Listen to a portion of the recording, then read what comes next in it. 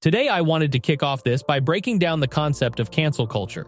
Simply put, it's the act of publicly rejecting, boycotting, or withdrawing support from individuals due to their morally objectionable views or actions. In essence, it's a contemporary version of ostracism, a practice that traces its roots back to ancient Greece. In the 5th century BC, a key figure in Athenian democracy, Cleisthenes, introduced ostracism as a way to prevent any one person from gaining too much power and becoming a tyrant.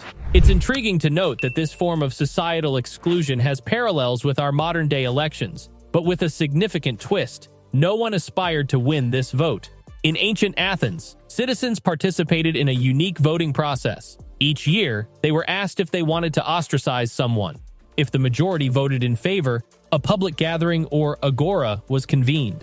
Here's where it gets interesting. Citizens would write the name of the person they wanted to exile on a piece of broken pottery known as an ostracon. For the decision to be valid, at least 6,000 votes were required. The shards with the written names were then collected and counted. The person with the highest number of votes faced banishment from the city for a period of 10 years. They were given 10 days to prepare for departure, with a stern warning that attempting to return would result in their death. However, the most remarkable aspect was that, upon completion of the sentence, the exiled individuals could return to Athens, and their citizenship was reinstated as if nothing had happened. The people of Athens welcomed them back with open arms. This ancient form of canceling, or ostracism, serves as one of the earliest instances of people being socially excluded for their actions. Cleisthenes' creation, the ostracism process, was a unique and democratic way for the citizens to collectively decide who should be temporarily removed from their community to prevent the concentration of power. A notable contemporary example of someone facing the repercussions of cancel culture is J.K. Rowling, the acclaimed author of the Harry Potter series. Rowling sparked intense criticism from her own fanbase when she began expressing transphobic beliefs, placing her at the forefront of the ongoing cancel culture debate.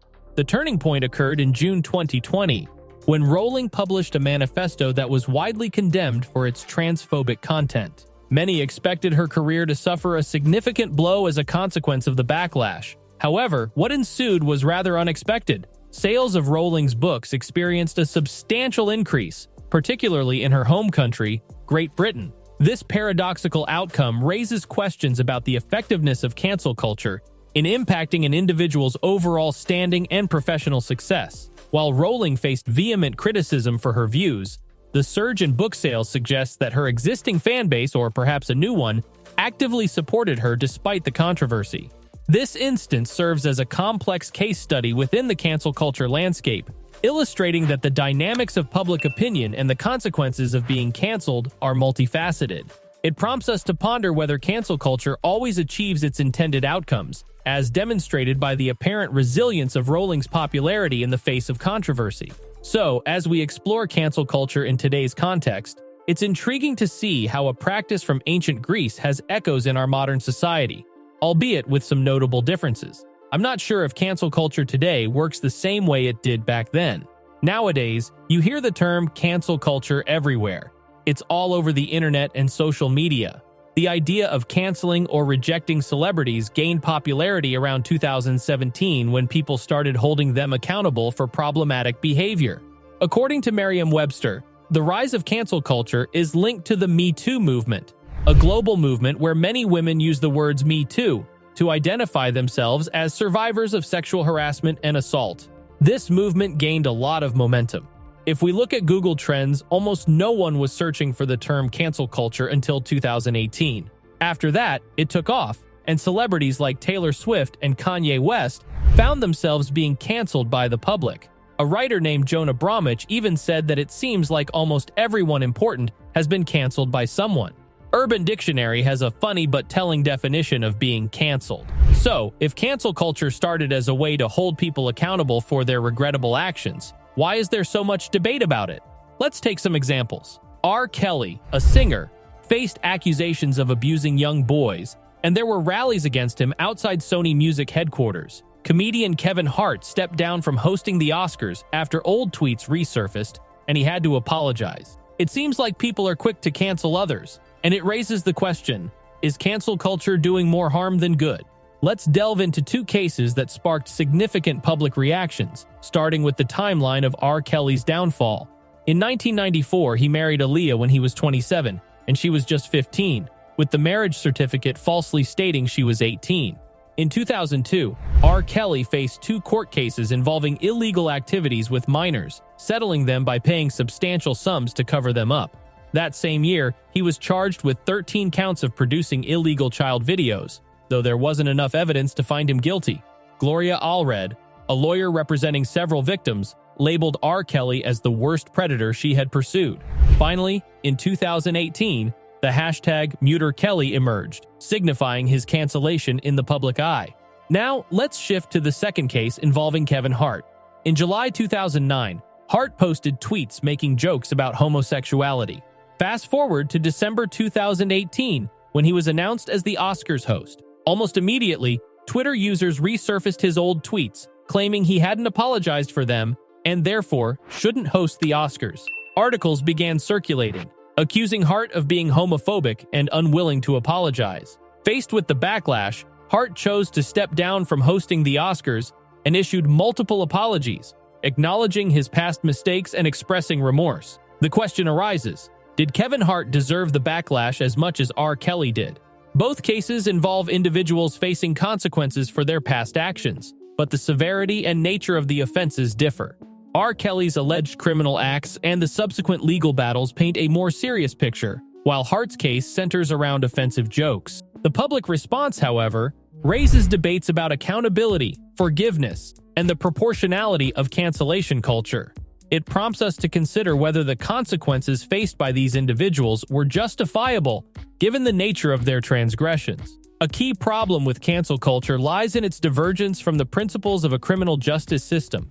In the legal realm, the objective is to fairly judge a crime and determine a punishment that aligns with the severity of the offense. Although the legal system is not flawless, especially in comparison to cancel culture, it generally strives to match the punishment with the crime. When examining cancel culture, a significant concern arises: the disparity between the alleged offense and the ensuing punishment. Take Kevin Hart's case, for example.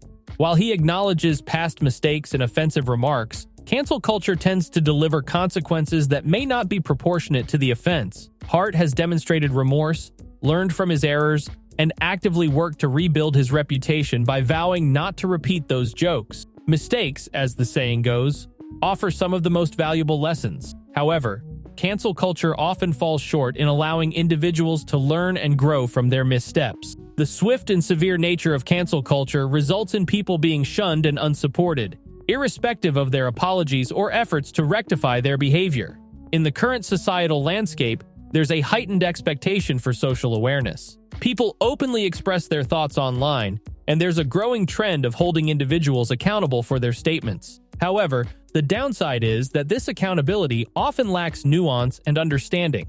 Cancel culture's fundamental flaw lies in its reluctance to permit individuals to learn and evolve from their mistakes. Instead of fostering an environment that encourages growth, it tends to push individuals away, hindering the very human process of making mistakes and learning from them. As we navigate a cultural shift towards political correctness, it becomes crucial to strike a balance that allows for accountability without stifling the essential aspect of human growth through learning from our errors. A recent study by Gabriela Stoya explored how classrooms that are friendly or unfriendly towards mistakes impact students. The study found that in mistake-friendly environments, where students feel accepted for making errors, they tend to work harder. Conversely, in unfriendly environments, fear replaces motivation. The issue of cancel culture arises when examining its effects. While accountability is important for unacceptable actions, the culture often blurs the line between responsibility and bullying. It allows people to hide behind screens and openly humiliate individuals, sometimes leading to tragic consequences like a 12-year-old classmate who jumped to her death due to cyberbullying. Cancel culture's impact on individuals like Kevin Hart is also discussed. Despite acknowledging past mistakes and genuine efforts to rectify them, cancel culture often prevents individuals from learning and growing. The video emphasizes the dangers of misinformation and the influence of herd behavior, where individuals conform to group opinions, even if they are incorrect. And that's that for today's video, folks. We hope you enjoy this video. If you did, please give this video a thumbs up and subscribe to our channel for more amazing content. Also, don't forget to comment below and let us know which things impressed you the most. Your suggestions for future videos are always welcome in the comments below. Thanks for watching, and we will see you in the next one.